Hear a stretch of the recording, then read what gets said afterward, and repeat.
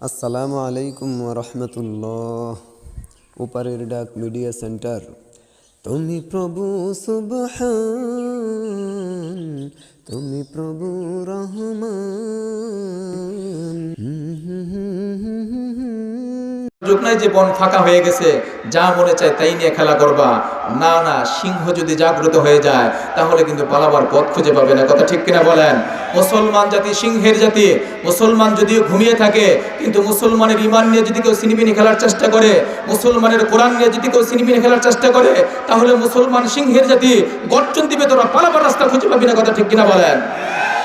মুসলমান ভাইরা আমার, আজকে ওয়াসিম রেজভী এবং তার অনুসারী যারা কোরআনের 26টি আয়াত বাতিল করার রিট দাবি করছে, হাইকোর্টের কাছে আবেদন করেছে, আমরা আজকের এই প্রোগ্রাম থেকে তাদেরকে বলে দিতে চাই, এই বাজে কথা বলে, এই বাজে মন্তব্য করে তুমি যে অপরাধ করেছো, গোটা মুসলিম জাতির কলিজায় যে আগুন তুমি ধরিয়েছো, তুমি তাড়াতাড়ি বাঁচতে চাইলে মুসলিম জাতির কাছে ক্ষমা চাও।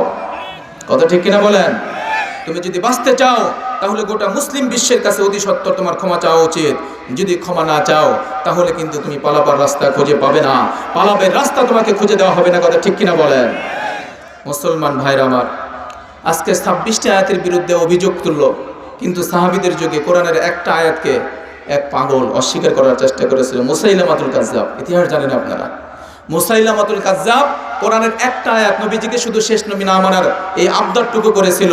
সেদিন 700 হাফেজে কোরআন বুকের তাজা রক্ত ঢেলে দিয়ে রাসূলের সেই সম্মানকে, কোরআনের সেই আয়াতকে পৃথিবীর মানুষের কাছে স্থির রেখে দিয়েছে, বাস্তবায়ন করে রেখে দিয়েছে। কথা ঠিক কিনা বলেন?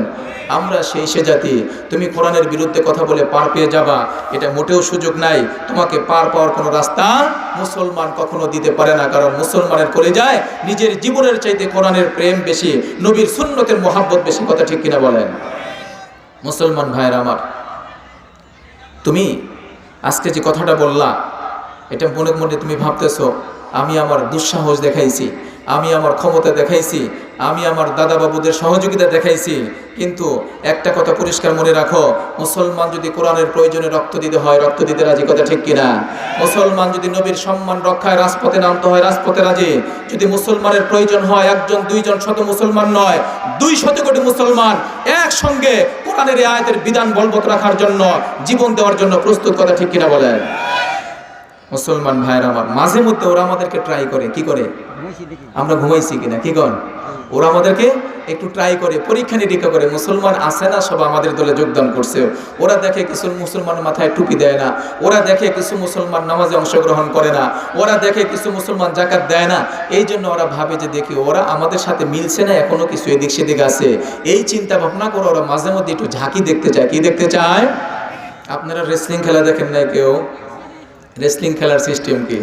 মারতে মারতে একটা শোয়ায় ফেলায়, পরে বুকের উপরে চড়ে বসে। যদি নিচ থেকে ঝাঁকি না দেয় তাহলে তুই পরাজিত। কি কন? কথা ঠিক কিনা? ওই ঝাঁকি দেওয়ার পরে কি হয়? ঝাঁকি দিলে কয় না এখনো পরাজিত হয় নাই, সে এখনো যাতে আছে, তাজা আছে।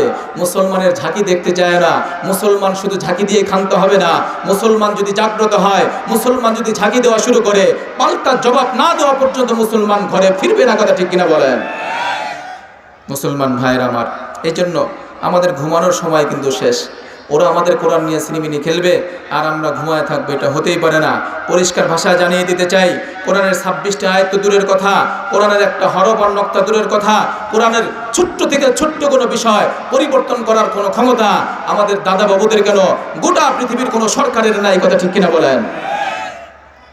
মুসলমান ভাইরা আমার, সব থেকে সহজ বিষয় একটু ঠান্ডা মাথায় বলে দিয়ে যাই, আমার কোরআনের মধ্যে যদি কেউ অন্যায়ভাবে হাত দেওয়ার চেষ্টা করে, আমার রাসূলের বিপক্ষে যদি অন্যায় কোনো কথা বলার কেউ চেষ্টা করে, আমার রাসূলের সম্মান নিয়ে যদি কেউ সিনেমিনি খেলার চেষ্টা করে, আমার কোরআনের দিকে যদি কেউ অন্যায়ভাবে চোখ তুলে তাকাবার চেষ্টা করে, আমার কোরআনের দিকে যদি অন্যায়ভাবে কেউ হাত বাড়াবার চেষ্টা করে, ওই হাতকে ভেঙে দেওয়ার জন্য কারা কারা প্রস্তুত আছে? দুহাত উঁচু করে দেখাও। লিল্লাহি তাকবীর। কোরআনের দুশমনেরা, নবীজির দুশমনেরা, আল কোরআনের আলো, কোরআন সুন্নাহর আলো, নারে তাকবীর। আমি তো মনে করি ওরা বড্ড পাগল। কি বলেন? বড্ড পাগল না হলে, এই বিজিবি নেতা যদি বড্ড পাগল না হতো, কোরআন এই 1400 বছরের মধ্যে পৃথিবীর কোনো কুলাঙ্গার চেষ্টা করে পারে নাই। তোমার থেকে করো বড় বড় নেতারা কোরআনের দুশ্মনেরা চেষ্টা করছে, ব্যর্থ হয়েছে, ফেল করেছে। তুমি কোথাকার অল্লু বল্লু সল্লু এসে কোরআনের আয়াত এটাকে উৎখাত করার জন্য, বাদ দেওয়ার জন্য তুমি দাবি তুলো। তোমার চেয়ে বড় পাগল বর্তমান বাংলাদেশে গোটা দুনিয়াতে একজন নাই। কথা ঠিক কিনা বলেন?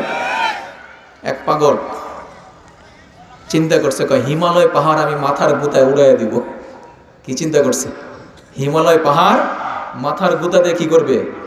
উড়াইয়া দিবে। বলেন তো, হিমালয় পাহাড়ের সাথে মাথার গুতা লাগলে পাহাড় উড়বে না ওর মাথা ঘুরবে? কি বলেন? পাহাড় উড়বে না ওর মাথা ঘুরবে?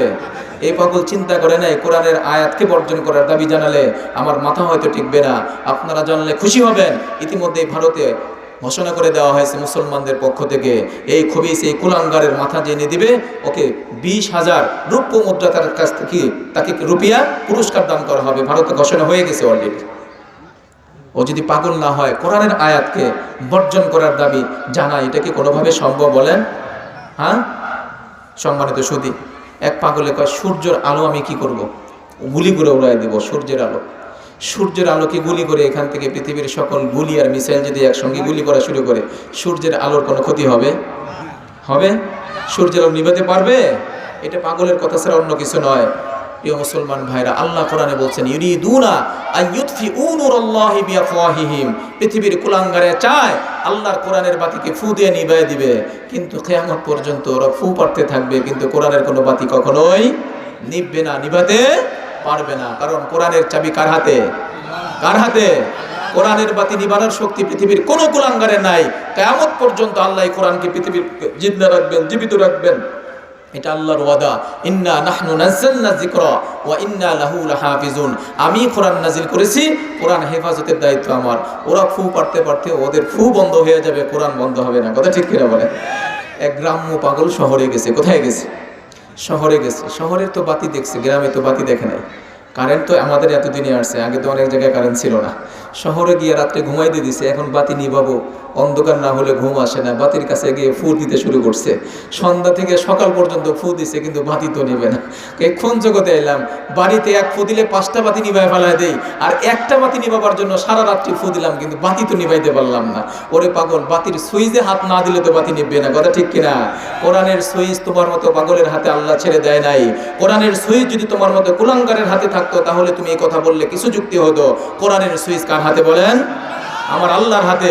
সুতরাং পৃথিবীর একজন কুলাঙ্গার কেন, গোটা পৃথিবীর সকল কুলাঙ্গার একসঙ্গে হয়ে যদি কোরআনের বিরুদ্ধে স্লোগান দেয়, কোরআনের একটা হরফ, একটা নুকতার পরিবর্তন করা তাদের পক্ষে সম্ভব হবে না। কথা ঠিক কিনা বলেন?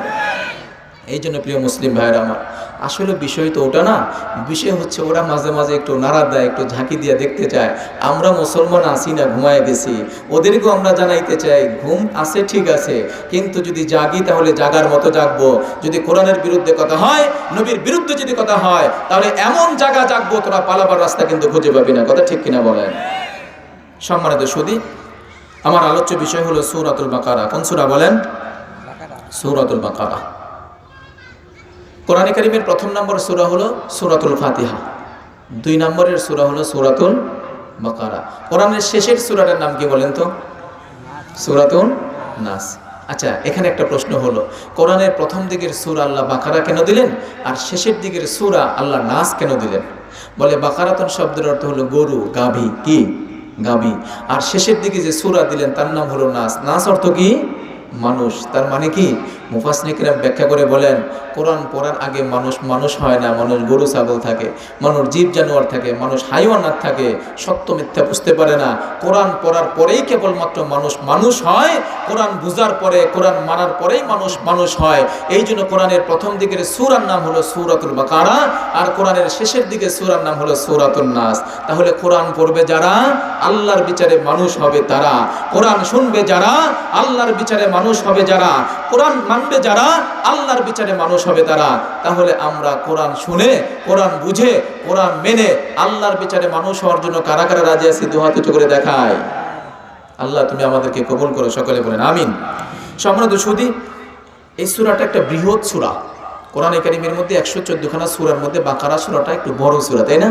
এটার আয়াত সংখ্যা হলো 286। কত আয়াত? 286 আয়াত। রুকুর সংখ্যা হলো 40। এই সূরাটার বেশিরভাগ আয়াত মদিনাতে নাজিল হয়েছে, কিছু আয়াত মক্কাতেও নাজিল হয়েছে, কিন্তু বেশিরভাগ আয়াত নাজিল হয়েছে মদিনাতে।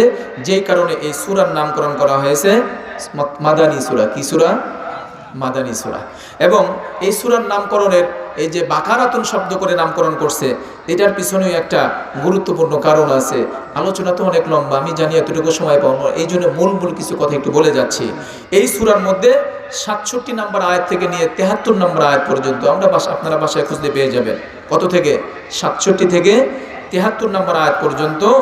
ওই সময়ে মূসা নবী ছিলেন, মূসা নবীর আমলে একটা গরু জবাই করার ঘটনা বর্ণিত হয়েছে। যেহেতু এখানে একটা ঘটনা ছিল গাবি সংক্রান্ত, আর কোরআনে কারীমের এক এক সূরার নামকরণ করা হয়েছে এভাবেই উল্লেখযোগ্য কোনো একটা অংশকে সামনে রেখে সূরার নামকরণ করা হয়েছে। যেমন সূরাতুল ফিল, হাতির ঘটনা ছিল সেখানের মধ্যে। সূরাতুল কুরাইশ, কুরাইশদের সম্পর্কে আলোচনা করা হয়েছে। তারপরে সূরা ইখলাস, আল্লাহর একত্ববাদ নিয়ে আলোচনা করা হয়েছে, তাই না? তাব্বাত ইয়াদা আবি লাহাব, এখানে আবু লাহাব সম্পর্কে কিছু আলোচনা করা হয়েছে। এই যে বিষয়ভিত্তিক কিছু আলোচনা থাকার কারণে ওই সূরার নামকরণ করা হয়। সূরাতুল বাকারাও নামকরণ করা হয়েছে 67 থেকে 73 নম্বর আয়াত পর্যন্ত। গাবি সংক্রান্ত একটা ঘটনাকে প্রেক্ষাপটকে সামনে রেখে এই সূরার নামকরণ করা হয়েছে সূরাতুল বাকারা। গরু জবাই করার ঘটনাটা কি ছিল? লম্বা ঘটনা, আজকে বলবো না, আমার অন্য আলোচনা আছে সামনে এই সূরাকে সামনে রেখে। সেখানের মধ্যে ঘটনা ছিল বনে ইসরায়েলের আমিল নামক একজন ব্যক্তি খুব ধনী ছিলেন। কি নাম? আমিল। অনেক ধনী মানুষ ছিলেন। তার একটা মাত্র কন্যা আর একটা ভাতিজা ছিল। এই ভাতিজা তার চাচার সম্পদ পাবে, যেহেতু তার আর সন্তানাদি নাই, সেই জন্য সে ভাবতেছিল চাচা মারা যাওয়ার পরে সম্পদও পাবো, মেয়েটাকেও বিয়ে করব। কিন্তু চাচা তো মরে না, দেরি হইতেছে। এই জন্য এই শয়তানে কৌশলে তার চাচাকে মেরে এক পাশের গ্রামের মধ্যে ফেলে রেখে আসে।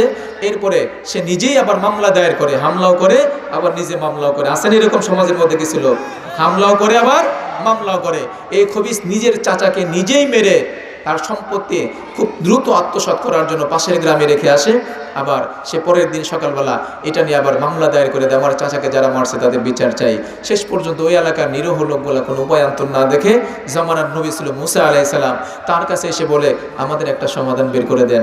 এরপরে মুসা আলাইহিস সালামের কাছে যখন সমাধান চাইলেন, মুসা আলাইহিস সালাম বললেন ইন্নাল্লাহা ইয়া'মুরুকুম আন তাযবাহু বাকারা, আল্লাহ তোমাদেরকে একটা গাভী জবাই করার নির্দেশ দিয়েছেন। কি জবাই করার? খবিসের দল, আল্লাহর রাসূল বলছে, আল্লাহ নির্দেশ দিয়েছে গরু জবাই করলে তো হয়ে যায়। ওরা কয় আমাদের মারা গেল মানুষ আর আপনি জবাই করতে কোন গরু? এই মানুষের সাথে গরুর কি সম্পর্ক আছে? এইভাবে তারা একের পর এক প্রশ্ন করতে করতে লম্বা ঘটনা ঘটে যায়। শেষ পর্যন্ত একটা গরু তারা জবাই করতে বাধ্য হয়। এই গরুটা অর্জন করার জন্য তাদের অনেক পয়সা গুনতে হয়, অনেক টাকা পয়সা দিয়ে শেষ পর্যন্ত অর্জন করতে হয়। যদি সময় থাকে শেষে ঘটনাটা কি ছিল কি বলবো। ওই ঘটনাকে কেন্দ্র করে এই সূরার নামকরণ করা হয়েছে সূরাতুল বাকারা। সম্মানিত সুধী, এই সূরা 2 নম্বর সূরা। প্রথম সূরা হলো সূরাতুল ফাতিহা। তাহলে সূরা ফাতিহার সাথে সূরা বাকারার অবশ্যই একটা মিল আছে, আছে না? না হলে সূরা ফাতিহার পরেই এই বাকারা নামক সূরাকে কেন স্থান দেওয়া হয়েছে? বলে হ্যাঁ, সূরা বাকারার সাথে সূরা ফাতিহার একটা মিল হলো। সূরা ফাতিহার মধ্যে বান্দা আল্লাহর কাছে প্রার্থনা জানাইছিল। কি প্রার্থনা? ইহদিনাস সিরাতাল মুস্তাকিম, রব্বুল আলামিন আমরা তোমার কাছে ইহদিনাস সিরাতাল মুস্তাকিম চাই, সহজ সরল সঠিক পথ তোমার কাছে আমরা প্রার্থনা করি। এই যে বান্দা সূরা ফাতিহার মধ্যে আল্লাহ পাকের কাছে কি চাইলো? সিরাতে মুস্তাকিম চাইলো। এই প্রার্থনার জবাবে আল্লাহ রব্বুল আলামিন সূরা বাকারা দান করে দিলেন। সুবহানাল্লাহ। আল্লাহ বলে দিলেন যালিকাল কিতাব লা রাইবা ফি হুদাল লিল মুত্তাকিন, তোমরা চেয়েছো সরল সঠিক পথ, আমি আল্লাহ তোমাদেরকে ওই পথটাই দান করলাম যেই পথটা তোমরা চেয়েছো, সহজ সরল সঠিক পথ।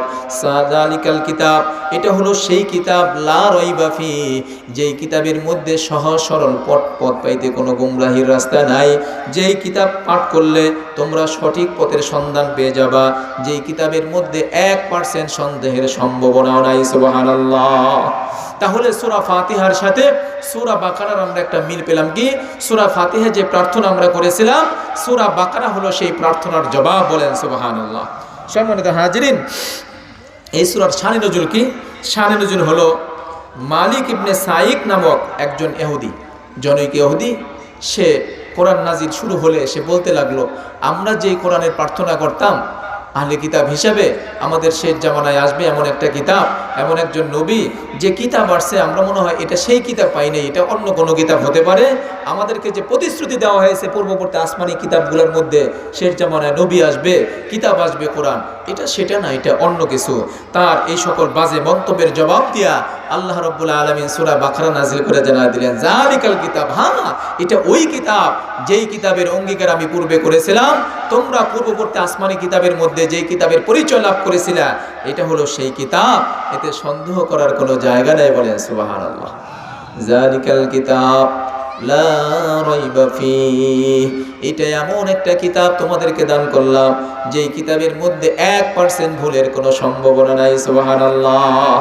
আল্লাহ রাব্বুল আলামিন এই সূরার সামনের আয়াতের দিকে বললেন, ওয়াইন কুনতুম ফি রাইবিম মিম্মা নাযালনা আলা আবদিনা ফাতু বিসূরাতিম মিন মিসলিহি ওয়াদউ শুহাদাআকুম মিন দুনিল্লাহি ইন কুনতুম সাদিকিন।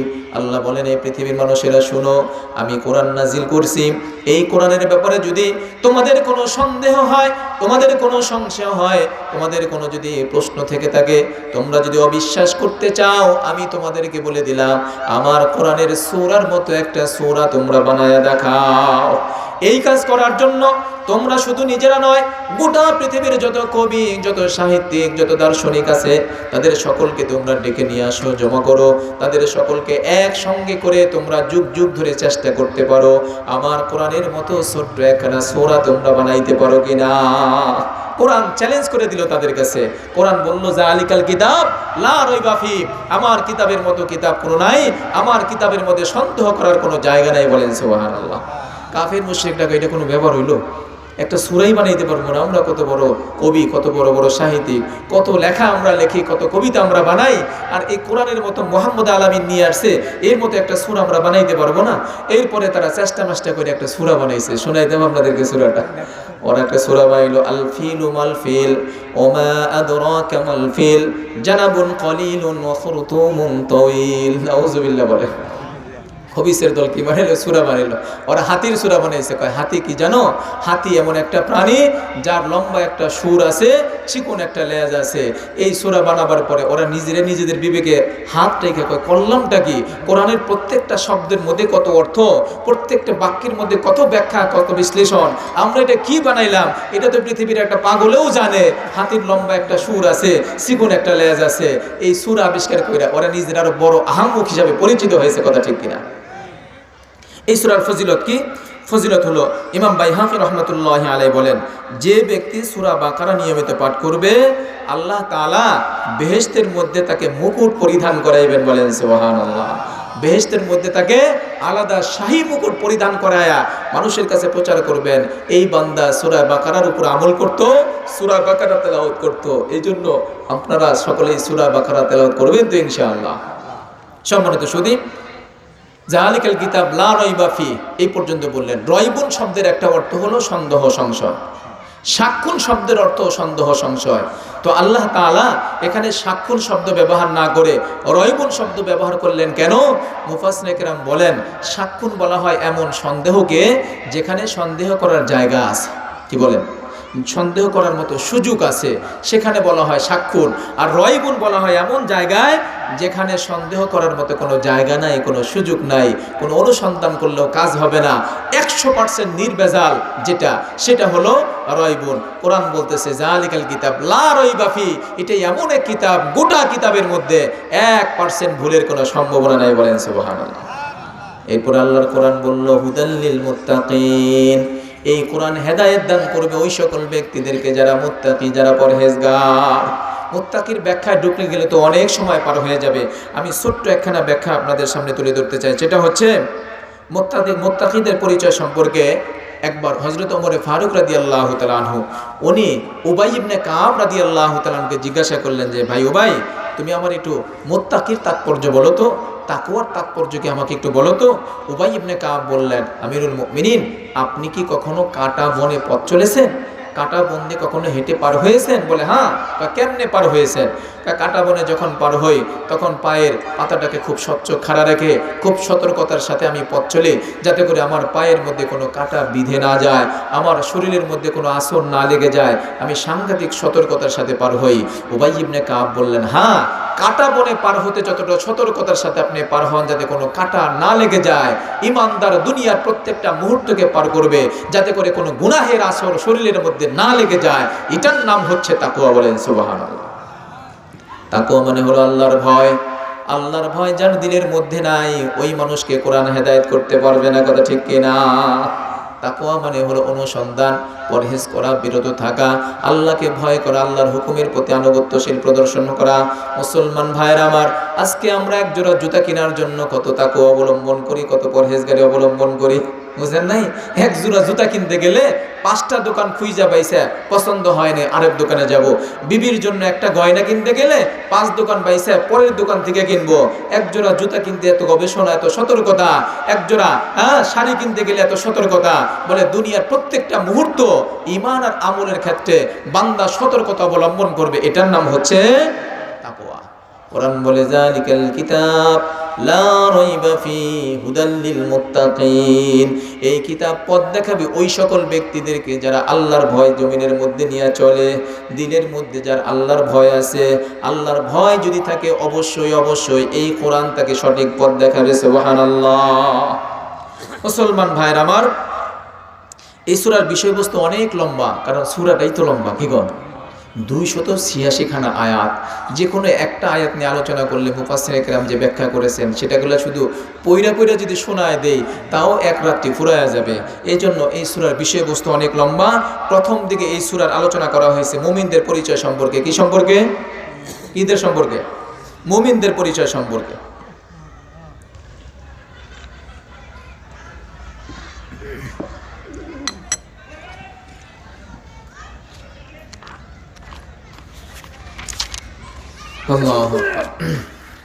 প্রথম নম্বরে মুমিনদের পরিচয় এবং পরিণাম সম্পর্কে আলোচনা করা হয়েছে। আল্লাযীনা ইউমিনুনা বিল গায়ব ওয়া ইউকিমুনাস সালাত ওয়া মিম্মা রাযাকনাহুম ইউনফিকুন। মুমিনের পরিচয় সেখানে। ওয়াল্লাযীনা ইউমিনুনা বিমা উনজিলা ইলাইকা ওয়া মা উনজিলা মিন ক্বাবলিক ওয়া বিল আখিরাতি হুম ইউকিনুন। মুমিনদের সম্পর্কে উলাইকা আলা হুদাম মির রাব্বিহিম ওয়া উলাইকা হুমুল মুফলিহুন। এই যে মুমিনদের সম্পর্কে আলোচনা। তাহলে শুরু থেকে 5 নম্বর আয়াত পর্যন্ত এখানে মুমিনদের পরিচয় পরিণাম সম্পর্কে আলোচনা করা হয়েছে। দ্বিতীয় নম্বরে আলোচনা করা হয়েছে কাফেরদের সম্পর্কে 6 নম্বর এবং 7 নম্বর আয়াতের মধ্যে ইন্নাল্লাযীনা কাফারু সাওয়াউন আলাইহিম আনজারতাহুম। এরপরে 8 নম্বর আয়াতের মধ্যে মুনাফিকদের সম্পর্কে আলোচনা করা হয়েছে। কাদের সম্পর্কে? মুনাফিকদের সম্পর্কে আলোচনা করা হয়েছে। সম্মানিত হাজিরিন, তাহলে প্রথম দিকে মুমিন, দ্বিতীয় দিকে কাফের, তৃতীয় দিকে হলো মুনাফিক।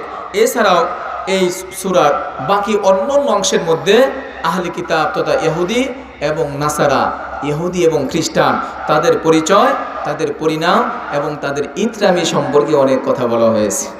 ইতরামি বুঝেন তো? ইতরামি পরে সময় পাবো না, আমি একটু বলে দেই।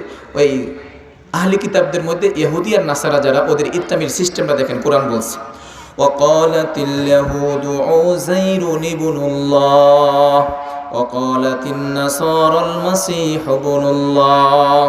ইহুদিরা বলে উযাইর হলো আল্লাহর পুত্র, বলেন নাউযুবিল্লাহ।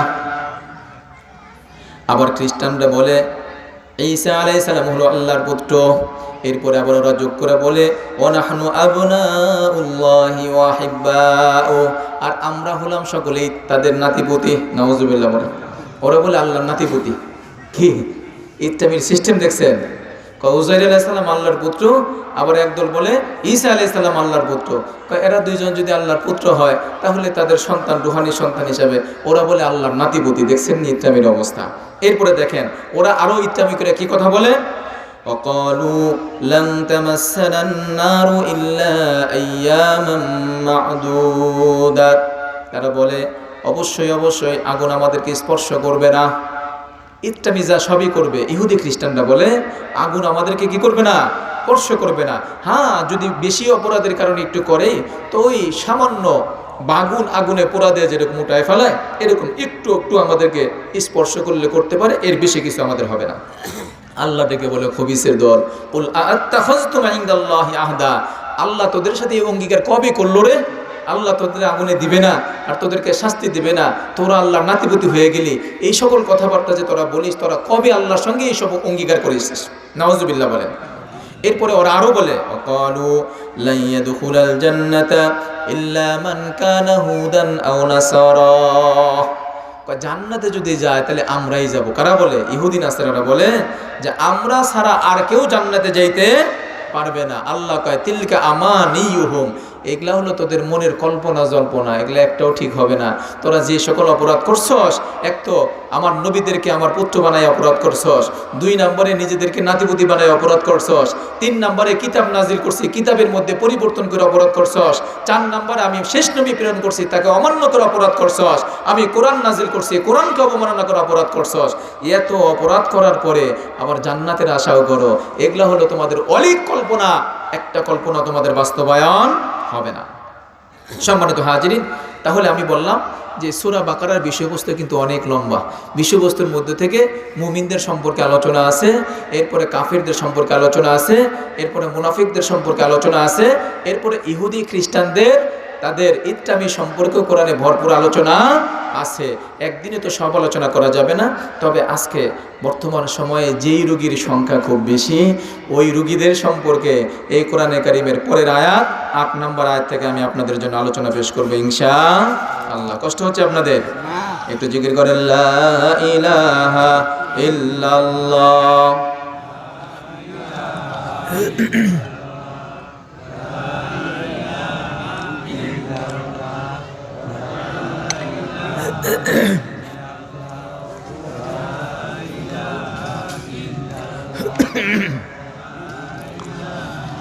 লা ইলাহা ইল্লাল্লাহু মুহাম্মাদুর রাসূলুল্লাহ সাল্লাল্লাহু আলাইহি ওয়াসাল্লাম। আল্লাহ রাব্বুল আলামিন 8 নম্বর আয়াতের মধ্যে ঘোষণা করলেন, ও মিনান নাসি মান ইয়াকুলু আমান্না বিল্লাহ ওয়া বিল ইয়াউমিল আখির ওয়া মা হুম বিমুমিনিন। মানুষের মধ্যে কিছু মানুষ আছে এমন যারা বলে আমি মুমিন, আমি ইমানদার, আমি পরকালের বিশ্বাসী। ওরা বলে, আল্লাহ বলেন আমি ভালো করেই জানি মোটেও ওরা ইমানদার নয়। নাউজুবিল্লাহ বলেন। আমরা যারা বসে আছি আমরা তো ইমানের কথা বলি, পরকালে বিশ্বাসের কথা বলি, তাহলে আল্লাহ যে বললেন কিছু মানুষ আছে এমন ইমানের কথা বলবে, পরকালের বিশ্বাসের কথা বলবে, আমি জানি ভালো করেই ওরা ইমানদার নয়। যদি ইমানের দাবি করার পরে ইমানদার না হয় তাহলে সেটা কি হবে বলেন? কি হবে বলেন? মুনাফিক। কি হবে? সারা পৃথিবীর মানুষ হলো 3 প্রকার আল্লাহর বিচারে।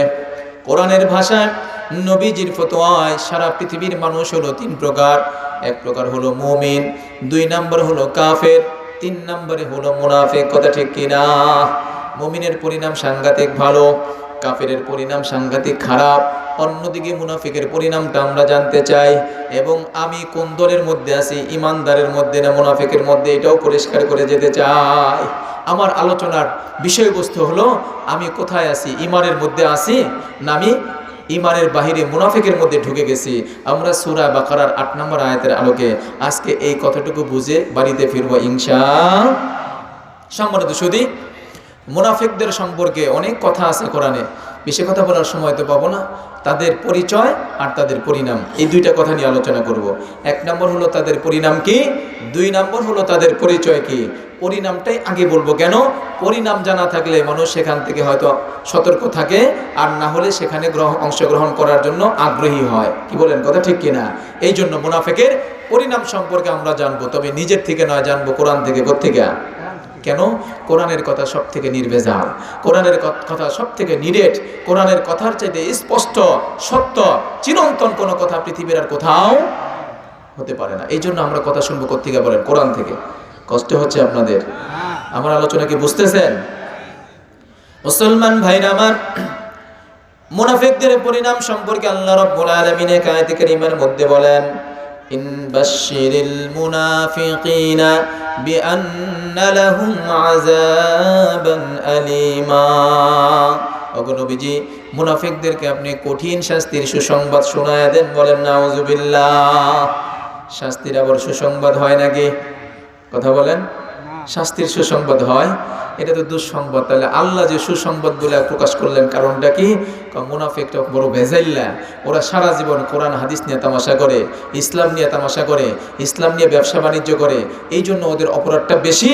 ওদের অপরাধের শাস্তিটাও একটু অ্যাঙ্গেলে বলা হয়েছে, একটু রসিকতার ছলে। কিরকম বলে, স্কুলে নিয়মিত ছাত্র একটা আসে না, 1 মাস পরে স্কুলে আসছে, অন্য শিক্ষার্থী দেখে বলে, যাও স্যারে তোমার জন্য মজা নিয়ে বসে রয়েছে। আসলে কি মজা না বেত নিয়ে বসে রয়েছে? মজা বললো কেন? স্কুল কামাই করে আসছে, একটা অপরাধ করছে না, আর অপরাধের কারণে ঘোষণার একটু রসিকতার সাথে বলা হয়েছে। ঠিক তেমনি ভাবে আল্লাহ রাব্বুল আলামিন বলেন, বাশশিরিল মুনাফিকিনা বিআন্না লাহুম আযাবান আলিমা। ওগো নবীজি, মুনাফিকদেরকে আপনি কঠিন শাস্তির সুসংবাদ শোনায়া দেন। বলেন নাউযুবিল্লাহ। দাতা যত বড় হয় তার দানও তত বড় হয়। মেম্বার সাহেব দান করলে হয় একরকম, চেয়ারম্যান সাহেব দান করলে হয় আরেক রকম, এমপি সাহেব যদি দান করে হবে আরেক রকম, মাননীয় প্রধানমন্ত্রী যদি দান করে তাহলে হবে আরেক রকম। কথা ঠিক কিনা? দাতা যত বড় তার দানও তত বড় হয়। আল্লাহ যদি স্বাভাবিক শাস্তির কথা বলতেন তাহলেই তো সাংঘাতিক মারাত্মক অবস্থা। আল্লাহ নিজেই বলতেছে কঠিন শাস্তি মুনাফিকদের জন্য, তাহলে বোঝা যায় আল্লাহ পাকের পক্ষ থেকে যদি কঠিন শাস্তির সুসংবাদ দেওয়া হয় তাহলে মুনাফিকদের পরিণামটা অবশ্যই বাড়ি মন্দ হবে। কথা ঠিক কিনা? মুনাফিকদের পরিণাম সম্পর্কে অন্য একটি আয়াতে কারিমের মধ্যে আল্লাহ রাব্বুল আলামিন বলেন, ইন্নাল মুনাফিকিনা ফিদ দারকিল আসফালি মিনান নার। নিশ্চয় যারা মুনাফিক হবে তাদের শাস্তি হবে জাহান্নামের সর্বনিম্ন তলদেশ। বলেন নাউযুবিল্লাহ। জাহান্নামের 7টা স্তর আছে। কয়টা? 7টা। 1 নম্বর জাহান্নাম, এরপরে লাজা, এরপরে হুতমা, এরপরে সাঈর, এরপরে সাকার, এরপরে জাহিম, তারপরে হলো হাবিয়া। এই যে জাহান্নামের 7টা স্তর, কোন স্তরের মধ্যে কোন শ্রেণীর লোকেরা থাকবে সেটাও আল্লাহ রাব্বুল আলামিন বলে দিয়েছেন। মুফাসসিরিন کرام ব্যাখ্যা করে বলেন, জাহান্নাম হলো 1ম নম্বর স্তর। এই স্তরের মধ্যে যারা কবিরা গুনাহ করে কবরে যাবে তারা ঢুকবে। নামাজ না পড়লে কবিরা গুনাহ হয়, পর্দা না করলে কবিরা গুনাহ হয়, যাকাতের সম্ভাবনা থাকলে যাকাত না দিলে কবিরা গুনাহ হয়। এই সকল কবিরা গুনাহ নিয়ে যারা কবরে যাবে তারা জাহান্নামের 1ম নম্বর স্তরে জায়গা পাবে। বলেন নাউযুবিল্লাহ। জাহান্নামের 2 নম্বর স্তরের মধ্যে থাকবে নাসারা সম্প্রদায়, 3 নম্বর স্তরের মধ্যে থাকবে ইহুদি সম্প্রদায়, 4 নম্বর স্তরের মধ্যে থাকবে সাবিঈ সম্প্রদায়, 5 নম্বর স্তরের মধ্যে থাকবে মাজুসি সম্প্রদায়, 6 নম্বর স্তরের মধ্যে থাকবে যত অগ্নি উপাসক যারা, মূর্তি পূজারী যারা, শিরককারী যারা তারা। জাহান্নামের 7 নম্বর স্তরের মধ্যে থাকবে মুনাফিক যারা তারা। বলেন নাউযুবিল্লাহ। তাহলে মুনাফিকদের পরিণামটা ভালো না মন্দ? কি বলেন, ভালো না মন্দ? সাংঘাতিক পরিমাণে মন্দ। মুনাফিকদের পরিণাম সম্পর্কে আরেকটা আয়াত আপনাদেরকে শোনাই। আল্লাহ রাব্বুল আলামিন বলেন, ইস্তাগফির লাহুম আও লা তাস্তাগফির লাহুম ইন তাস্তাগফির লাহুম 70 মাররাতান ফালাই ইয়াগফিরাল্লাহু লাহুম। ওগো নবীজি, মুনাফিকদের জন্য আপনি ক্ষমা চান আর নাইবা চান, তাদের জন্য ইস্তিগফার করেন আর নাইবা করেন। 1 বার 2 বার নয়, 70 বার যদি তাদের জন্য ক্ষমা চান, ওগো নবীজি মুনাফিকদের ক্ষমার কোনো ব্যবস্থা নাই। বলেন নাউযুবিল্লাহ। বলবো পরিচয় আসতেছে, পরিণামটা বলতেছে, তারপরে পরিচয় ঢুকবো। কথা ঠিক কিনা বলেন? মুসলমান ভাইরা আমার, আপনাদের কাছে জানতে চাই, আমার নবী দোয়া করলে কবুল হয় কি হয় না? আমার নবী দোয়া করলে আসমানেও কবুল হয়, জমিনেও কবুল হয়। নবীজি মেরাজের রজনীতে দোয়া করলেন, আল্লাহ আমার বান্দারে তুমি একটা ব্যবস্থা দিয়ে দাও। কয় দিলাম, আপনারে 7 আসমানের উপরে উঠাই না দেখা করলাম, আপনার উম্মতের জন্য দিলাম নামাজের ব্যবস্থা। আপনার উম্মত যখন নামাজে দাঁড়াবে আমি আল্লাহ স্বয়ং গিয়ে আপনার উম্মতের সঙ্গে দেখা করব। বলেন সুবহানাল্লাহ। নবীজি দোয়া করলে কবুল হয় কি হয় না? আসমানে কবুল হয়। একটা মিসাল আপনাদেরকে দেখাই। নবীজি রাস্তা দিয়ে হেঁটে যাচ্ছেন, আবু জেহেলের সঙ্গে দেখা। আবু জেহেল ডেকে বলে, ভাতিজা শুনলাম তুমি নবী হয়েছে। বলে হ্যাঁ। কারণ নবী যদি হয়ে থাকো তাহলে প্রমাণ দেখতে চাই। নবীজি বলেন, আবু জেহেল কি প্রমাণ দেখতে চাও? আবু জেহেল ডেকে বলে, আমি একটা প্রমাণ দেখতে চাবো, তুমি দেখাইতে পারবা কিনা? আল্লাহর পয়গম্বর ডেকে বলেন, চাচা আবু জেহেল, প্রমাণ কি জমিনে দেখবেন না আসমানে দেখবেন? আবু জেহেল কয়, ভাবছিলাম জমিনের কথাই বলবো, তুমি যখন আসমানের কথা বলে ফেলেছো তাহলে আসমানেই দেখতে চাই। নবী আমার ডেকে বললেন, চাচা আসমানের কি প্রমাণ আপনি দেখতে চান? আবু জেহেল ডাক দিয়ে বলে, ভাতিজা, ওই যে আকাশের চাঁদ দেখা যায়, ওই চাঁদ যদি খণ্ড করে দেখাইতে পারো তাহলে আমি বিশ্বাস করব তুমি নবী হয়েছো।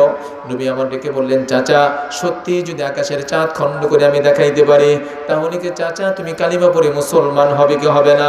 আবু জেহেল আবারও টেনশনে পড়ে গেল, কেন?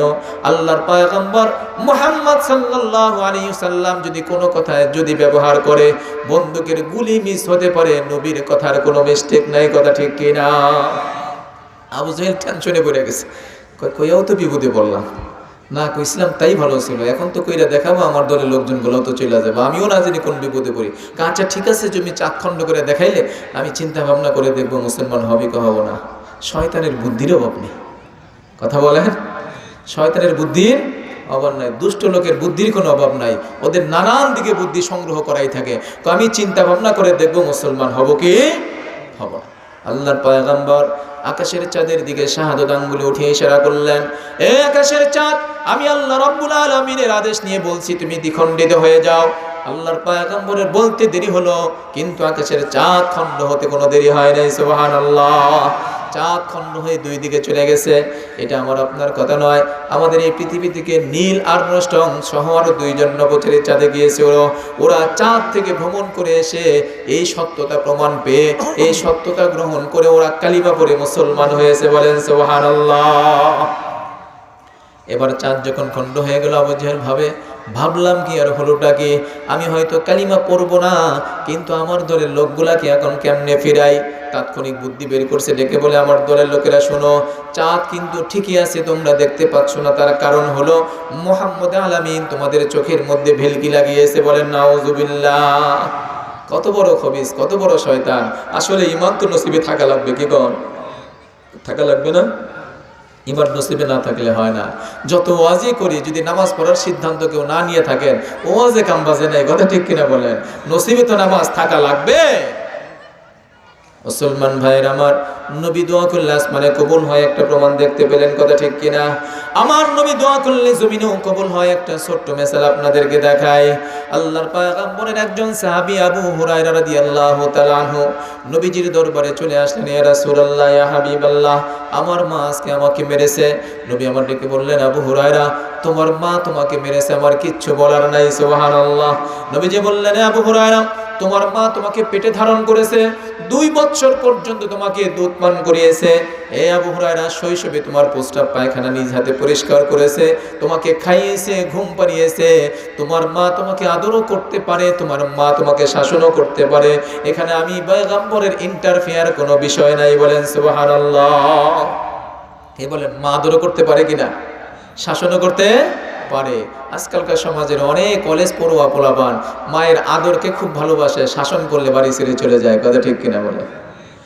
ওগো মা, তুমি এ ধরনের শ্রেষ্ঠ নিয়ামত, তোমারই পদ তলে রয়েছে জান্নাত, ঠিক কিনা? ওগো মা, তুমি এ ধরনের শ্রেষ্ঠ নিয়ামত, তোমারই পদ তলে রয়েছে জান্নাত।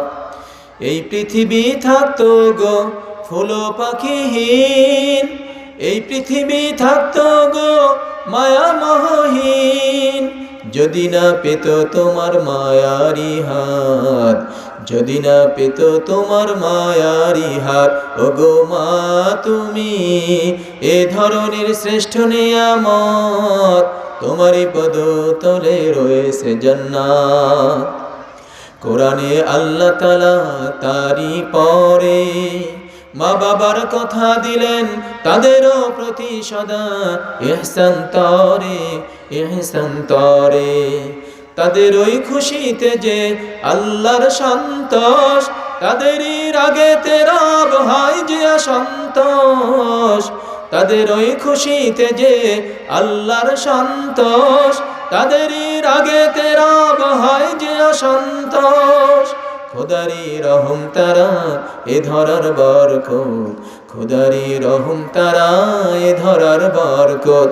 ওগো মা, তুমি এ ধরনের শ্রেষ্ঠ নিয়ামত, তোমারই পদ তলে রয়েছে জান্নাত, ঠিক না? হযরত আবু হুরায়রা বলে, ইয়া রাসূলুল্লাহ, আমার মা আমাকে মেরেছে। নবীজি বললেন, আবু হুরায়রা, তোমার মা তোমাকে মারতেও পারে, আদরও করতে পারে, এখানে আমার বলার কিচ্ছু নাই। আবু হুরায়রা ডেকে বলে, ইয়া রাসূলুল্লাহ, ইয়া হাবিবাল্লাহ, আমি বিচার চাইতে আসি নাই, কেন আসলাম? হযরত আবু হুরায়রা ডেকে বলে, ইয়া রাসূলুল্লাহ, আপনি দোয়া করলে তো কবুল হয়, আমার মায়ের জন্য দোয়া চাইতে এসেছি। ওগো নবীজি, আমার মায়ের জন্য একটু দোয়া করে দেন, আমার মা যেন মুশরিকা থেকে মুসলমান হয়ে যায়। নবীজি বললেন, আবু হুরায়রা, এটা করা যায়, তোমার মায়ের জন্য আমি দোয়া করতে পারি, কিন্তু তোমার মায়ের বিচার করার সাধ্য আমার নাই। বিশ্বনবী জনাবে মুহাম্মদুর রাসূলুল্লাহ সাল্লাল্লাহু আলাইহি ওয়াসাল্লাম আল্লাহর দরবারে হাত বাড়াইলেন, কার জন্য? আবু হুরায়রার মায়ের জন্য। অন্যদিকে আবু হুরায়রা নিজের বাড়ির দিকে দৌড় শুরু করে দিয়েছে। সুবহানাল্লাহ। সাহাবায়ে কেরাম প্রতিমধ্যে ভাবে, কি ব্যাপার, আবু হুরায়রা কেন দৌড়ায়, কোনো বিপদে পড়লো কিনা? নম্র ভদ্র শান্তশিষ্ট ছেলে দৌড়ায় কেন, দেখার দরকার আছে। তাকে ফিরাতে চেষ্টা করেন। আবু হুরায়রা ডেকে বলে, না না, অন্তত পক্ষে আজকে আমাকে ফিরাবার চেষ্টা করো না, আমি প্রমাণ দেখতে চাই। আমি মায়ের দরবারে আগে পৌঁছি না, নবীর দোয়া আল্লাহ পাকের দরবারে পৌঁছে যায়। বলেন সুবহানাল্লাহ। হযরত আবু হুরায়রা এক দৌড়ে গিয়ে মায়ের দরজার কাছে হাজির। দরজায় করাঘাত করছেন, লক করছেন, ভিতর থেকে মিষ্টি মধুর আওয়াজ ভেসে আসছে, আবু হুরায়রা, তোমাকে মেরে বড় অন্যায় করেছি, তোমাকে মেরে বড় অন্যায় করেছি, তুমি তো কোনো খারাপ কাজ করো নাই, তুমি কালিমা পড়েছো, ভালো কাজই করেছো, তুমি একটু সবুর করো, আমি গোসল সেরে পবিত্র হয়ে আসতেছি, তোমার নবীর কাছে আমিও কালিমা পড়ে মুসলমান হতে চাই। সুবহানাল্লাহ। হযরত আবু হুরায়রা ডেকে বলেন, বুঝেছি বুঝেছি, আমি আমার মায়ের দরবারে পৌঁছার পূর্বে আমার নবীর দোয়া আল্লাহ পাকের দরবারে কবুল হয়ে গেছে। সুবহানাল্লাহ। মুসলমান ভাইরা, আমার নবী দোয়া করলে কবুল হয় কি হয় না? কথা বলেন। আসমানেও কবুল হয়, জমিনেও কবুল হয়। তারপরে আল্লাহ রাব্বুল আলামিন বললেন, ইন তাস্তাগফির লাহুম ৭০ মাররাতান ফালান ইয়াগফিরাল্লাহু লাহুম। একবার দুইবার নয়, ৭০ বার যদি ক্ষমা চাওয়া হয়, ওগো নবীজি, মুনাফিকদের জন্য ক্ষমার কোনো ব্যবস্থা নাই। বলেন নাউযুবিল্লাহ। এই আয়াতের ব্যাখ্যায় মুসলিম শরীফের মধ্যে একখানা হাদিস এসেছে। মুনাফিকদের লিডার ছিল, নেতা, সর্দার উবাই ইবনে সালুল, মদিনার মধ্যে সবথেকে বড় লিডার যেটা। এটা যেদিন মারা গেছে, মারা যাওয়ার পরে তার ছেলে আব্দুল্লাহ নবীজির দরবারে এসে বলে, ইয়া রাসূলুল্লাহ, আমার আব্বা ইন্তেকাল করেছে, বিশিষ্ট মুনাফিক, নবী আপনিও জানেন, আমিও জানি, সবাই জানে, তার মুনাফিকের কথা তো এটা গোপন কিছু না, প্রকাশিত। তবে নবী, আমি আসলাম দুইটা আবদার নিয়ে, আমার তো বাবা, তার জন্য তো আমার মায়া হয়, তার উসিলায় আমি পৃথিবীর আলো বাতাস দেখতে পেয়েছি, তার উসিলায় আমি পৃথিবীতে এসে আপনার উম্মত হতে পেরেছি, আপনার সাহাবী হতে পেরেছি। ইয়া রাসূলুল্লাহ, আমার দুইটা আবদার। কয়টা? এক নম্বর আবদার হলো, নবী গো, আপনার একখানা গায়ের জামা যদি আমার আব্বাকে দেন, ওই জামাটা দিয়ে আমার আব্বার কাফনের কাপড় পরাইতে চাই। দুই নম্বর হলো, নবী, আপনি যদি আমার আব্বার জানাজার নামাজটা পড়ায় দেন, তাহলে আপনার কাফনের কাপড় আর আপনার জানাজার নামাজে অংশগ্রহণ করার খাতিরে হতে পারে আল্লাহ রাব্বুল আলামিন আমার আব্বাকে মাফ করে দিতে পারেন। নবীজি বললেন, আব্দুল্লাহ, তুমি দুইটা আবদার নিয়ে আসছো, তুমি আমার একনিষ্ঠ সাহাবী, যাও যাও, তোমার দোনো আবদার আমি কবুল আর মঞ্জুর করে নিলাম। এই যে আমার গায়ের জামা বড় মুবারক দিয়ে দিচ্ছি, তুমি তোমার আব্বার কাফনের কাপড় পরাও, জানাজার আয়োজন করো, আমাকে খবর দিবা, আমি নবী তোমার আব্বার জানাজার নামাজে অংশগ্রহণ করবো। সুবহানাল্লাহ। জানাজার যখন আয়োজন হয়ে গেল, নবীজি ঘর থেকে বের হয়ে গেলেন জানাজা নামাজ পড়ার জন্য। কিছু দূর যাওয়ার পরে পথিমধ্যে একজন সাহাবীর সঙ্গে দেখা। ওই সাহাবীর নাম হলো হযরত ওমর। নরম না গরম? কি বলেন? বিশির নামে এক মুনাফিক নবীর দরবার থেকে বিচার নিয়ে এসে পছন্দ হয় নাই, কারণ ইহুদির সাথে তার ঝগড়া। নবীজি ইহুদির পক্ষে রায় দিয়েছেন। ইসলাম কতটা নিরপেক্ষ দেখছেন? ইসলাম কতটা ইনসাফ চায়? নবীজি ইচ্ছা করলে নিজের কালিমা পড়া মুসলমান মনে করে তার পক্ষে রায় দিতে পারতেন, কিন্তু বিচারের কাজটি ভেতরে নবীজি রায় দিলেন কার পক্ষে? ইহুদির পক্ষে। কেন? এখানে ইহুদি ছিল নির্দোষ, মুনাফিক ছিল দোষী। এবার মুনাফিকের ভালো লাগে নাই, ওমরের দরবারে এসে বলতেছে, বিচার তো হয় নাই, আপনি বিচারটা করে দেন। ইহুদি সুযোগ বুঝা কয়, বিচার কিন্তু এক জায়গায় কইরে আসছি। কোথায়? কয়, আপনাদের নবীর দরবার থেকে বিচার নিয়ে আসছি। হযরত ওমর বলে, কেন? তারপরে আমার কাছে কেন? কয় যে আপনাদের ভাই জাদি ভাই সে এই বিচারটা পছন্দ করে নাই, আবার আপনার কাছে আমরা নিয়ে আসছি। হযরত ওমর কয়, ও তাই, বুঝছি, তাহলে দাঁড়াও, আমি ভিতর থেকে আসতেছি। ভিতর থেকে বের হয়ে এসে তরবারি নিয়ে এক কবে ওর গর্দান আলাদা করে দিয়ে বললেন, রসুলের বিচার যে মানে না, ওর বিচার হবে এইটা। কথা ঠিক কিনা বলেন? এটা নিয়ে অনেক কথা আছে, তাফসিরের মধ্যে এসেছে লম্বা চড়া। এরপরে তার অভিভাবক, তার আত্মীয় স্বজন রাসূলের দরবারে মামলা দায়ের করছে, বিচার দায়ের করছে। সর্বশেষ ওমরের এই সিদ্ধান্তের পক্ষে আল্লাহ পাক আসমান থেকে আয়াত নাজিল করে দিয়া জানায় দিছে ওমরের সিদ্ধান্তই ঠিক আছে, বলেন সুবহানাল্লাহ। হযরত ওমর জেনাতুন সাহাবী না, 12টা আয়াত তার পক্ষে কোরআনে নাজিল হয়েছে, সুবহানাল্লাহ। তার সিদ্ধান্তকে স্বাগতম জানায়া আল্লাহ পাক আসমান থেকে কোরআনের আয়াত নাজিল করে দিয়েছেন, সুবহানাল্লাহ। হযরত ওমরের সঙ্গে দেখা নবীজিকে জিজ্ঞাসা করি, ইয়া রাসূলুল্লাহ কোথায় যান?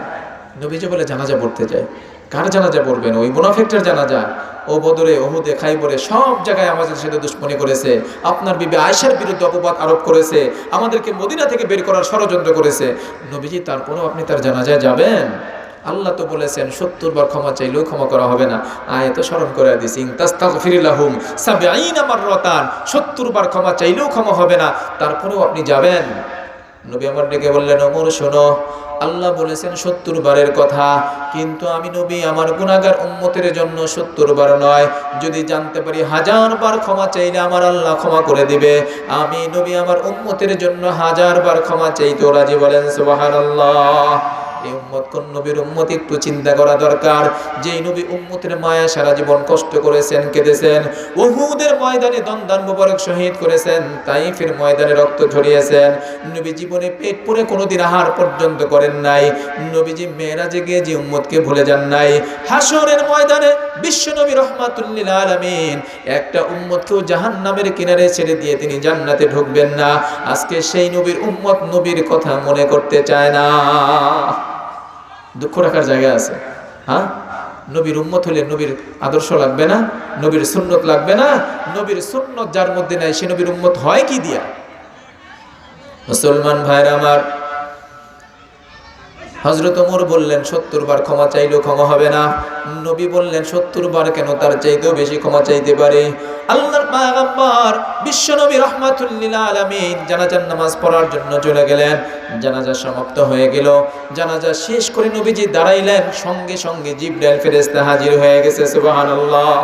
জিবরাইল ফেরেশতা এসে বলে, ইয়া রাসূলুল্লাহ, ইয়া হাবিবাল্লাহ, এই মুহূর্তে আল্লাহ রাব্বুল আলামিনের পক্ষ থেকে তাজা খবর নিয়ে আসলাম। কি খবর? কথা বুঝেন নাই? তাজা খবর নিয়ে আসলাম, একেবারে জটিল খবর নিয়ে আসলাম। বলে, জিবরাইল কি খবর নিয়ে আসলা? পাঠ করে শোনাও। জিবরাইল পাঠ করে শোনায়, ওয়ালা তুসাল্লি আলা আহাদিম মিনহুম মাতা আবাদাও ওয়ালা তাকুম আলা কবরিহি। ওগো নবীজি, আজকের পর কোন মুনাফিকের জানাজার নামাজে আপনি অংশগ্রহণ করবেন না, বলেন নাউযুবিল্লাহ। মুসলমান ভাইরা আমার, মুনাফিকের পরিণাম সম্পর্কে 3টা আয়াত শোনাইলাম। শেষ নাম্বার আয়াত থেকে বোঝা যায়, পৃথিবীর কোনো মানুষ যদি মুনাফিক হয়ে মারা যায়, তারা জানাজার নামাজ যদি 5 বার পড়েন কাজ হবে না, কথা ঠিক কিনা বলেন? তারা জানাজার নামাজ যদি বাইতুল মুকাররমের ইমাম সাহেবকে দিয়ে একবার পড়ান, মক্কার ইমামকে দিয়ে একবার, মদিনার ইমামকে দিয়ে একবার, মুনাফিক হয়ে মারা গেলে কিন্তু জানাজায় তার কাজ হবে না। কারণ বিশ্বনবী জানাজায় দাঁড়ালে যদি ক্ষমা না হয়, কি হওয়ার কারণে? মুনাফিক হওয়ার কারণে। তাহলে পৃথিবীর কোনো মানুষ যদি ঈমান ছাড়া মুনাফিক হয়ে মারা যায়, তারা জানাজায় 10 কোটি মানুষ হলেও তার মুক্তির কোনো ব্যবস্থা নাই, কথা ঠিক কিনা? আজকালকার সমাজে জানাজার নামাজ দিস ইজ ফ্যাশন, কথা বলেন? ফ্যাশন হয়ে গেছে না? একটু ধনী মানুষ হলে 2টা 3টা জানাজা করে, ইমাম সাহেবের কাছে পারমিশনও নেয় না, ধর্মীয় বিষয় জিজ্ঞাসাও করে না, আমি জানাজা পড়তে চাই, পারমিশন আছে কি নাই, কোন সূরতে পারমিশন আছে, কোন সূরতে পারমিশন নাই, কোনো রকমের বাজবিজার নাই। মন চাইলেও তো জানাজা 2টা 3টা 1 গ্রামে করে দিল। শুনেন, জানাজার নামাজ একাধিকবার করা যায়, তার জন্য শর্ত আছে। বিদেশে মারা গেছে, ওইখানের কিছু তার পরিচিত লোকজন ছিল, তারা একটা জানাজা করে দিছে, সেখানে করছে, বাড়িতে আসলে আবার জানাজা করতে পারবেন, কথা ঠিক কিনা? বাড়ির নিজস্ব লোকজন যদি জানাজা প্রথমবার করে ফেলে, এই জানাজার দ্বিতীয়বার করার পারমিশন শরীয়তে নাই। মাসালা জানেন আপনারা? মৃত ব্যক্তির বাবা, মৃত ব্যক্তির ভাই, মৃত ব্যক্তির ছেলে, এরা যদি কোনো জানাজা শরীক হয়ে যায়, তারপরে আর ওই জানাজা দ্বিতীয়বার করার কি থাকে না? পারমিশন থাকে না। আমাদের সমাজে এগুলা অনেকে জেনে না জেনে মন চাইলো জানাজা এই গ্রামে একটা, স্কুলের এই মাথায় একটা, আবার ওই মাথায় একটা করে দিচ্ছে। জানাজা কোনো বিষয় নয়, ঈমান আর আমল থাকলে জানাজা না হলেও আপনার সমস্যা নাই। আর ঈমান আর আমল যদি না থাকে, মুনাফিক হয়ে যদি কবরে যান, বিশ্বনবী জানাজার নামাজ করে দিলেও আপনার মুক্তির ব্যবস্থা হবে না, কোরআন বলছে, কথা ঠিক কিনা বলেন? এবার আসেন, মুনাফিকের পরিণাম যা জানলাম, জীবন থাক আর যাক মুনাফিক হয়ে মারা যাওয়া যাবে না, কথা ঠিক কিনা বলেন? মুসলমান ভাইরা, আবার এবার খুব সংক্ষেপে আপনাদের সামনে আলোচনা করব মুনাফিকের পরিচয় সম্পর্কে। সময় কতটুকু আছে জানি না, একটা দুইটা আয়াত অন্তত আলোচনা করতে চাই মুনাফিকের পরিচয় সম্পর্কে। কোরআনে কারীমের সূরা বাকারার মধ্যে আল্লাহ রাব্বুল আলামিন ঘোষণা করলেন, ওয়া ইযা লাকুল্লাযীনা আমানু ক্বালু আমান্না ওয়া ইযা খালাউ ইলা শায়াতিনিহিম قالوا إنا معكم إنما نحن مستهزئون।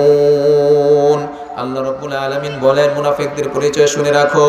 ওয়া ইযা লাকুল্লাযীনা আমানু, এই মুনাফিকরা যখন ঈমানদারদের কাছে যায়, ঈমানদারদেরকে দেখা পায়, তখন বলে আসসালামু আলাইকুম। কি বলে আসসালামু আলাইকুম, মানে আমি তো আপনাদের দলের লোক। আবার যখন শয়তানদের কাছে যায়, ওয়াইজা খলাউ ইলা শায়াতিনহিম, যখন তাদের নেতাদের কাছে, লিডারদের কাছে, শয়তানদের কাছে, তাগুদের কাছে যায়, ক্বালু ইন্না মাআকুম, আমরা তো তোমাদের সাথেই আছি। কি কয়? তোমাদের সাথেই আছি। তাহলে ওই যে মোল্লা মুন্সির সঙ্গে মাঝে মাঝে দেখি মসজিদে যাও, ওটা কি জন্যে? কয় ইন্নামা নাহনু মুস্তাহজিউন, কয় এটা আমরা একটু তামাশা করি তাদের সঙ্গে, মাঝে মধ্যে একটু একটু না গেলে তো এটা ওটা বিভিন্ন সমস্যা হয়, এই জন্য আমরা মাঝে মধ্যে তাদের সাথে থাকি।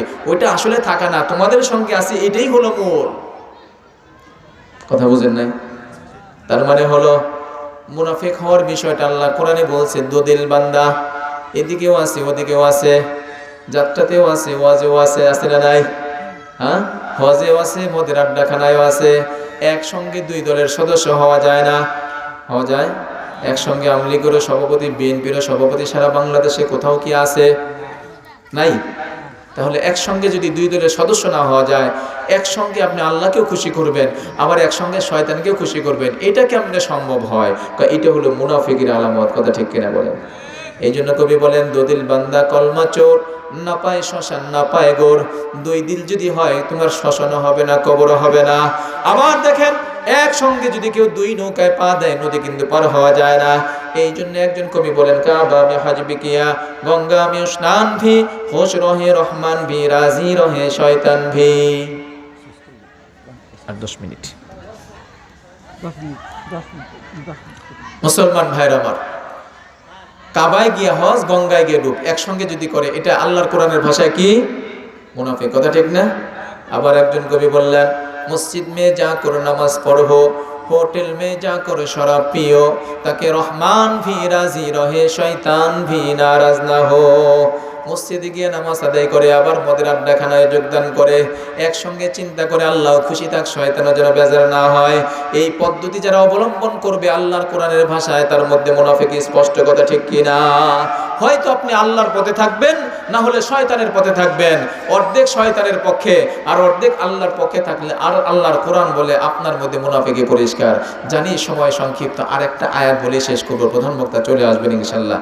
সম্মানিত হাজিরিন, মুনাফিকদের পরিচয়টা আমি আমার থেকে একটা কথাও বলবো না। কেন? আমি আমার থেকে বইলা বিপদে পড়বো নাকি? আপনাদের মধ্যে যদি অভ্যাস থেকে থাকে আর আমি যদি বানায়া বলি, তাহলে তো আমার মাহফিলের বাইরে ধরবেন যে হুজুর আপনাদের নিয়ে আসলাম দাওয়াত করে, ভালো মন্দ খাইলাম, আমার বিরুদ্ধে বললাম কেন? এই কথা যদি বলেন তখন তো আমার উপায় নেই। এই জন্য আমি একটু চালাকি করে কোরআন থেকে বলতেছি। বুঝেন না এই কথা? মুনাফিকের আরেকটা পরিচয় আপনাদের সামনে বলি। আল্লাহ রাব্বুল আলামিন বলেন, ইন্নাল মুনাফিকিনা ইউখাদিউনা আল্লাহ ওয়া হুয়া খাদিউহুম ওয়া ইযা কামু ইলাস সালাতি কামু কুসালা। আল্লাহ রাব্বুল আলামিন বলেন, মুনাফিকের পরিচয়টা ভালো করে শুনে রাখো। নিশ্চয় যারা মুনাফিক, তারা আল্লাহকে ধোঁকা দিতে চায়, ঈমানদারদেরকে ধোঁকা দিতে চায়। আর যখন তারা নামাজে অংশগ্রহণ করে, তখন অলসতার সঙ্গে নামাজ আদায় করে। একটু খুব ভালো করে বুঝেন, শেষ কথা। আল্লাহকে ধোঁকা দেয়, ঈমানদারদেরকে ধোঁকা দেয়। আর যখন নামাজ পড়ে তখন অলসতার সঙ্গে নামাজ পড়ে। খুব ঠান্ডা মতে আমার একটা অ্যান্সার করতে হবে এখন। অলসতার সঙ্গে নামাজ পড়লে ওইটাই যদি মুনাফিক হয়, যে লোক নামাজ মোটেই পড়ে না তাকে ঈমানদার বলার কোনো ব্যাখ্যা থাকে না। কথা ঠিক কিনা বলেন? অলসতার সঙ্গে পড়ছে, আল্লাহর কোরআনের ভাষায় যদি সেটাই মুনাফিক হয়, যে লোক নামাজ মোটেই পড়ে না ওর ইসলাম দাবি করার, মুমিন দাবি করার, ইমানদার দাবি করার কোনো ব্যাখ্যা থাকে না। আল ফারকু বাইনাল মুমিনি ওয়াল কাফিরি তারকুস সালাত। ঈমান আর কাফেরের মাঝে পার্থক্য হলো নামাজ। লা দীনা লিমান লা সালাত লাহু। যার নামাজ নাই, তার দিন নাই, ধর্ম নাই, ঈমান নাই, তার মুসলমান নাই, তার ঈমান নাই। কথা ঠিক কিনা বলেন? এই জন্য নামাজকে বাদ দিয়ে মুমিন হওয়া যায় না। আউয়ালু মা ইউহাসাবু বিহিল আবদু ইয়াউমাল কিয়ামাতিস সালাহ। কিয়ামতের দিন সর্বপ্রথম বান্দার হিসাব হবে কিসের হিসাব? নামাজের হিসাব। মুসলমান ভাইরা খুব সংক্ষেপে বলতে হবে, অলসতা করলে মুনাফিক হয়। অলসতা কাকে বলে? অলসতার 4টা অর্থ আছে। কয়টা? আর নামাজি আছে বর্তমান সমাজে 7 প্রকার। কয় প্রকার? অলসতার 4টা অর্থ বলে শেষ করব। 1 নম্বরের অর্থ হলো মাঝে মধ্যে নামাজ পড়ে মাঝে মধ্যে ছেড়ে দেয়। নামাজে অলসতার 1 নম্বর অর্থ হলো মাঝে মধ্যে নামাজ পড়ে মাঝে মধ্যে নামাজ ছেড়ে দেয়। এমন পাবলিক তো বাগবাড়ি এলাকায় একটাও নাই। কথা কয় না? আছে? হ্যাঁ, আমরা দেখি কিছু মুসল্লি হলো সাপ্তাহিক, শুক্রবারের মুসল্লি, কিছু মুসল্লি হয় মাসিক, আবার কিছু মুসল্লি হয় বাৎসরিক, কিছু মুসল্লি হয় সবে কদর আর সবে বরাতের মুসল্লি, আবার কিছু মুসল্লি সমাজের মধ্যে দেখা যায় রুকু সিজদা ছাড়া মুসল্লি আছে না নাই? রুকু সিজদা ছাড়া মুসল্লি চেনেন কোনটা? জানাজার নামাজের। ওরে বাপ রে বাপ, ফজরও পড়ে নাই, 1 ওয়াক্ত পড়বো না, সারা সপ্তাহে একটা পড়েও নাই, আগামী 1 মাসের মধ্যে পড়বো নিয়ত নাই, কিন্তু জানাজার নামাজে প্রথম কাতারে যায় সেটা বিসমিল্লাহির রহমানির রহিম আছে না নাই? জানাজার নামাজ 3 জনে পড়লেই তো আদায় হয়ে যাবে। ফরজ নামাজ গোটা দুনিয়ার সব মানুষ যদি পড়ে ফেলে, তুমি যদি না পড়ো, তাহলে তোমার জিম্মায় আগুন থেকে যাবে। কথা ঠিক কিনা বলেন? 2,88,00,000 বছর কাজা পড়লেও, আর যদি কাজা না পড়ে এটাকে 80 গুণ করেন, তাহলে যেই পরিমাণ, ওই পরিমাণ জাহান্নামের আগুনে জ্বলতে হবে। ওই নামাজের গুরুত্ব তোমার নাই, জানাজার নামাজের গুরুত্ব তোমার মাশাআল্লাহ ভালোই আছে। তুমি পাক্কা মুমিন আর ইমানদার। সত্য বললে তো কিছু লাগবেই। ডাক্তার কি সবাইকে খালি মিঠা ওষুধ দিলে রোগ সারবে? কিছু তো তিতা ওষুধ দিতেই হবে, না হলে তো রোগ সারবে না। মুসলমান ভাইরা, নামাজে অলসতার 1 নম্বরের অর্থ হলো মাঝে মধ্যে পড়ে মাঝে মধ্যে নামাজ ছেড়ে দেয়।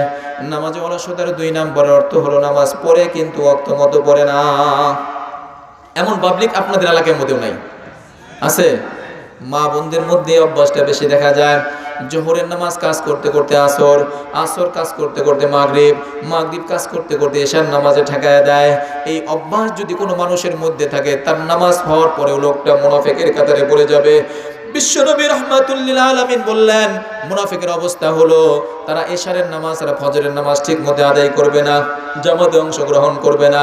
তাদের আরো একটা আলামত নবীজি বলে গেলেন, বলে আসরের রক্ত হয়ে গেছে, নামাজের আজান হয়ে গেছে, লোকটা ক্ষেতের মধ্যে আসলে খেতেই থাকলো, চাকরিতে থাকলে চাকরিতে বসে থাকলো, দোকানে থাকলে দোকানেই বসে থাকলো।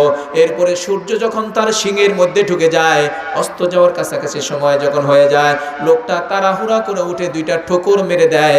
নবীজি বলেন, হাজা সলাতুল মুনাফিকিন, এইটাই হলো মুনাফিকের নামাজ। নামাজে অলসতার 2 নম্বরের অর্থ হলো নামাজ পড়ে কিন্তু ওয়াক্ত মতো পড়ে না। নামাজে অলসতার 3 নম্বরের অর্থ হলো নামাজ পড়ে কিন্তু নামাজ শিখে না। আমাদের সমাজে নামাজ শিখে নামাজ শুরু করছে কতজন মুসল্লি আছে? নামাজ শিখে নামাজ শুরু করছে এমন মুসল্লির বড় অভাব। কি বলেন? অনেকে নামাজ শুরু করে 45 বছরের পরে। বাপরে বাপ, কি পাকা মুসল্লি! 45 বছরের পরে নামাজ শুরু করে। নামাজ ফরজ হয়েছে 10 বছর থেকে, নামাজের ট্রেনিং শুরু হয়েছে 7 বছর থেকে। এই মাঝখানে 30 বছরই তার ফাঁকা হয়ে গেছে। আবার মসজিদে যায় খালি ইমামের ভুল ধরে। কার ভুল ধরে? পাকা মুসল্লি তো, তাই না? 45 বছর পাকা ভক্ত হয়ে নামাজে গেছে, নামাজের সূরা ফাতিহাও নাই, সূরা কুল সূরাও নাই, তাশাহুদ নাই, দরুদ শরীফ নাই, রুকু সিজদাও ঠিক মতো জানে না, কিন্তু পাকা মুসল্লির বেশ ধারণ করে খালি ইমাম সাহেবের ভুল ধরতে চায়। আছে না না এরকম? মুসলমান ভাইরা আমার, নামাজ পড়া যেরকম ভাবে ফরজ, নামাজ শিখাও ঠিক তেমনি ভাবে ফরজ। নামাজ পড়া যদি ফরজ হয়, নামাজ শিখাও হলো ফরজ। নামাজ না শিখে নামাজ পড়া যায় না। আপনি সাইকেল চালান না শিখে কি মেন রাস্তায় সাইকেল চালাইতে পারবেন? প্রাইভেট না শিখে মেন রাস্তায় চালাইতে পারবেন? একটা গাড়ি আপনি না চালানো শিখে চালাইতে পারলেন না, যে নামাজ আপনাকে জান্নাতে নিয়ে যাবে, ওই নামাজ শিখতে হবে না? বলে শিখবেন কার কাছ থেকে? ইমামের কাছ থেকে, মুয়াজ্জিনের কাছ থেকে, আলেমদের কাছ থেকে। এই জন্য আলেমের সাথে সম্পর্ক খুব খারাপ রাখা দরকার, তাই না? নাকি ভালো রাখা দরকার? আলেমের সাথে সম্পর্ক ভালো রাখেন। সময় তো নাই, বলতে পারলাম না, এখানে অনেক কথা ছিল। 3 নাম্বার হলো নামাজ পড়ে কিন্তু নামাজ শিখে না। নামাজ পড়াও যেমনি ভাবে ফরজ, নামাজ শিখাও ঠিক তেমনি ভাবে ফরজ। নামাজে অলসতার 4 নাম্বারের অর্থ হলো নামাজ পড়ে কিন্তু পুরুষ মসজিদের জামাতে অংশগ্রহণ করে না। এমন পাবলিক তো আপনাদের এলাকায় একজনও নাই। নামাজ পড়ে কিন্তু মসজিদে যায় না। ওরে বাপ রে বাপ, এখন মসজিদগুলো কত সুন্দর, টাইলস গালিচা সব ঠিকঠাক ভরপুর আছে, নাই শুধু একটা জিনিস, মুসল্লি। কি কর? বিশ্বনবী বলে গেলেন 1400 বছর পূর্বে, সায়াতি জামানুন আলান নাস লা ইয়াবকা মিনাল ইসলামি ইল্লা ইসমুহু ওয়া লা ইয়াবকা মিনাল কুরআনি ইল্লা রাসমুহু মাসাজিদুহুম আমিরাতুন ওয়া হিয়া খারাবুম মিনাল হুদা। শীঘ্রই একটা জামানা আসবে এরকম, যখন কি থাকবে? ইসলামের নাম থাকবে কিন্তু কাজ থাকবে না, কোরআনের কপি থাকবে কিন্তু পাঠক থাকবে না, মসজিদগুলো পরিপাটি হবে, টাইলস থাকবে, গালিচা থাকবে, ফ্যান থাকবে, এসি থাকবে, মাইক থাকবে, সব থাকবে কিন্তু মুসল্লি থাকবে না। এখন সময়টা সেরকমই দেখা যায়, কথা ঠিক কিনা? মসজিদ হয় ঘন ঘন কিন্তু মুসল্লির কোনো খবর নাই। বিশ্বনবী এই সকল মুসল্লিদের ব্যাপারে একটা সতর্কবাণী বলে গেছে, বলবো? চলে আসছেন, নিয়ে আসেন। নবীজি একটা কথা বলে গেছেন, সতর্কবাণী। পুরুষ 10 বছর বয়স হয়ে গেছে যাদের, এইরকম 10 বছর থেকে মৃত্যুবরণ করা পর্যন্ত যে বয়সের মানুষগুলো আছে, এদের ব্যাপারে নবীজি একটা সতর্কবাণী বলে গেছেন। আল্লাযী নাফসি বিয়াদিহি লাকাদ হামামতু আন আমুরা বিহাতাবিন ফায়ুহতাবা সুম্মা আমুরু রাজুলান ফায়াউম্মান নাস সুম্মা উখালিফা ইলা রিজালিল্লাহ ইয়াশহাদুনা আস-সালাতা ফাউহাররিখা আলাইহিম বুয়ুতাহুম। বিশ্বনবী বলেন, আমার মনে চায় যখন নামাজের ওয়াক্ত হয় তখন একজনকে আজান দিতে বলে, আবার একজনকে ইমামের মুসল্লায় দাঁড় করে নামাজ শুরু করতে বলে। আমি নবী মহল্লার মধ্যে বের হয়ে যাই, ঘুরে ঘুরে দেখি কোন যুবক বালেক পুরুষ মসজিদের জামাতে অংশগ্রহণ করে নাই। যে সকল বালেক পুরুষ মসজিদের জামাতে অংশগ্রহণ করে নাই, আমি নবীর মনে চাই ওদের বাড়ি ঘরগুলো আগুন দিয়ে জ্বালায়া পোড়ায়া দেই। বলেন নাউজুবিল্লাহ। কথাটা কি খেয়াল করছেন? নবীজি বলেন, আমার মনে চায় ওদের বাড়ি ঘরগুলো আগুন দিয়ে জ্বালা দিই। কেন? বলে এই ঘরের মহাব্বতে পড়েই তো ওরা মসজিদে যায় না, মসজিদকে ভুলে গেছে ঘরের মহাব্বতে। ওই ঘর রাখার দরকার নাই, ওই ঘর আগুন দিয়ে পোড়ায় দাও। দিতাম কিন্তু দেই না। কেন? ঘরে শিশু বাচ্চারা হয়তো আছে, মহিলারা হয়তো আছে, তাদের জন্য মসজিদে যাওয়া জরুরি নয়। শিশু আর মহিলা যদি না থাকতো, এমন কোনো পুরুষ ঘরে বসে নামাজ পড়লে আমি তার বাড়িটা আগুন দিয়ে পোড়ায় দিতাম। বলেন নাউজুবিল্লাহ। মুসলমান ভাইরা আমার, মসজিদের জামাতের কত গুরুত্ব। নবীজি মৃত্যুর পূর্বে 14 দিন পর্যন্ত অসুস্থ ছিলেন। এক সময় নবীজি হুঁশ আসতেছে, আবার বেহুশ হয়ে যাচ্ছেন, আবার হুঁশ, আবার বেহুশ হয়ে যাচ্ছেন। এই অবস্থার মধ্যে নবীজির হুঁশ ফিরে আসলো। 2 জন সাহাবীর কাঁধের মধ্যে ভর দিয়া আল্লাহর পয়গম্বর মসজিদের জামাতে অংশগ্রহণ করেছেন। সুবহানাল্লাহ। মুসলিম শরীফের হাদিস, স্পষ্ট লম্বা হাদিস, সময় কম তো বলতে পারলাম না।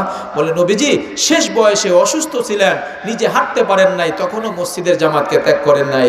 আর শেষ মৃত্যুর আগ মুহূর্ত পর্যন্ত শেষ কথাটা নবীজি যেটা বলে গেলেন, সেটা কি? আসসালাত আসসালাত ওয়া মা মালাকাত আইমানুকুম। আমার উম্মতের নামাজ, নামাজকে ছেড়ে দিও না। আজকের সেই উম্মত নামাজ পড়ে না। তাহলে নামাজে অলসতার কয় অর্থ পেলাম? 4 অর্থ। হুজুর চলে আসছে, আমি শেষ করে দিচ্ছি। 1 নম্বর অর্থ হলো